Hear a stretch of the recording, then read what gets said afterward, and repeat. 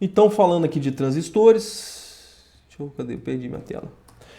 Então, vamos começar a falar aqui então de transistores bipolares de junção, certo? Um nome bonito pra você dar pro seu filho aí, né, gente? Transistor bipolar de junção. Então, olha só. Qual que é a ideia aqui? Vamos entender bem. O transistor ele tem várias funções, mas vamos trazer um problema pra gente aqui, ó. Você tem um Arduino, vocês estão tendo aula de microcontroladores, você tem aqui o Arduino. O que que pega? Você deseja com esse Arduino acionar, certo? Você deseja acionar uma carga que é diferente das características do seu Arduino. Então, por exemplo, aqui, ó, a gente sabe que a saída do Arduino,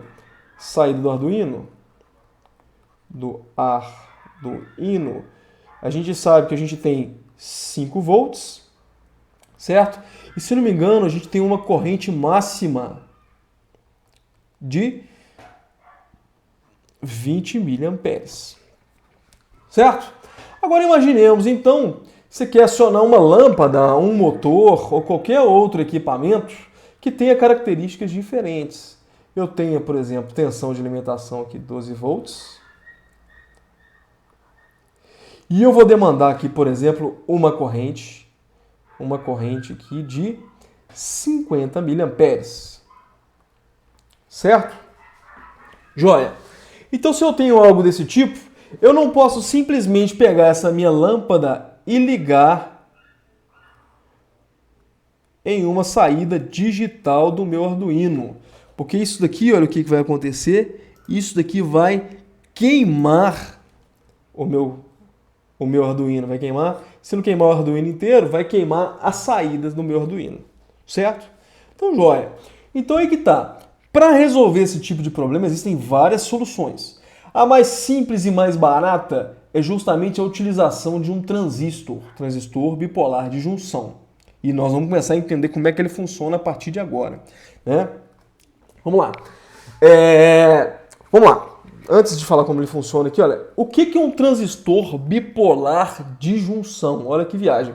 Todo mundo já deve ter visto aqui, olha só, um componente desses aqui, olha, que tem 3 perninhas. Esse componente aqui ele pode vir em formatos diferentes, pode vir nesse formato, esse formato aqui é parecido, pode vir num formato menorzinho, aquele é mais redondinho, vocês estão vendo?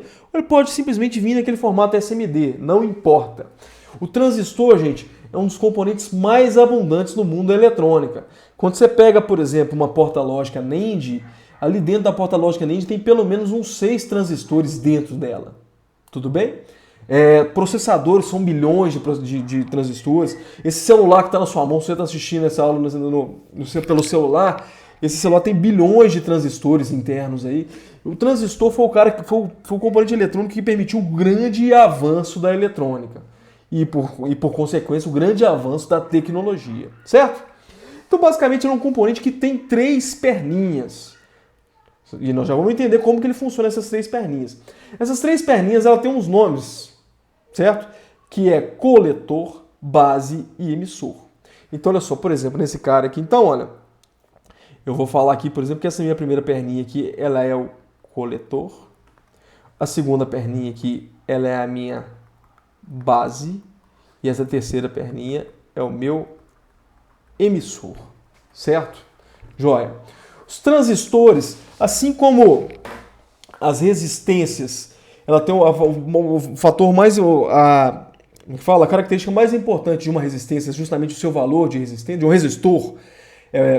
O fator mais importante, por exemplo, de um resistor é justamente o fator da sua resistência. O dado mais importante, por exemplo, de um capacitor é quanto que é a sua capacitância. O de um indutor é quanto que é a sua indutância, certo? De um transistor, a gente vai ver que o fator mais importante, né, o dado mais importante de um transistor é um chamado índice beta, que esse beta aqui, ele é chamado ganho de corrente, certo? O beta é muito comum a gente encontrar no datasheet, não com o nome de beta, mas o beta também vocês podem encontrar com o nome de HFE, que eu não estou lembrando qual que é essa sigla, é uma sigla em inglês. Mas enfim, Então, quando a gente vai comprar, por exemplo, um transistor, a informação mais importante que a gente precisa saber desse transistor é justamente o quê? Essa informação de beta, que é o meu ganho de corrente. É a partir dele que a gente vai dimensionar todo o meu circuito e entender como ele funciona. Qual que é a ideia do meu transistor? O transistor, né, ele tem várias aplicações, várias funções. Eu já falei com vocês. Ele funciona basicamente que, olha só, a gente pode colocar o transistor como as duas aplicações principais. Funcionar como uma chave, certo? E aí, a partir desse funcionamento, eu tenho as aplicações de portas lógicas e circuitos combinacionais, por exemplo, processadores, portas NAND, AND, OR, por aí vai. Ou também o transistor tem uma outra grande aplicação que é justamente no fato de ser amplificador de sinais. Qual que é a ideia? Se eu tenho um sinal baixinho e eu quero aumentar a potência desse sinal, eu quero aumentar a corrente do sinal, eu quero aumentar a tensão desse sinal, o transistor pode fazer essa função, né? Não o transistor, mas um circuito transistorizado pode fazer essa função. Tudo bem? Joia. Então, olha só. Então, já que a gente já entendeu como que funciona, quais são as principais aplicações de um transistor, basicamente é o seguinte. O que eu quero aqui é justamente isso. Vocês concordam comigo que eu quero que o meu transistor funcione como uma chave? Eu quero aqui, na verdade, uma chave que é o seguinte. Toda vez que o meu Arduino ligar essa chave, a minha chave liga a lâmpada. Então, ou seja, é como se o transistor estivesse fazendo a função de um dedo no interruptor. Tudo bem? É essa a finalidade que eu quero nesse circuito, nessa minha motivação. Certo? Muito bem. Então, olha só. Antes de falar nisso, eu queria que vocês vissem um vídeo aqui, olha só. Eu vou postar o link desse vídeo para vocês aqui, porque aqui não dá para vocês não terem que ficar digitando isso aqui. Mas eu quero que vocês vejam um vídeo aqui, olha.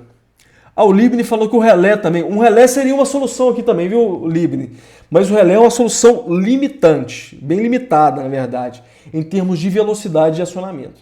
A gente ganha, se a gente utilizar um relé, a gente ganha em valores máximos de acionamento. Mas em termos de velocidade, o relé é muito atrasado. Tranquilo? Então, joia.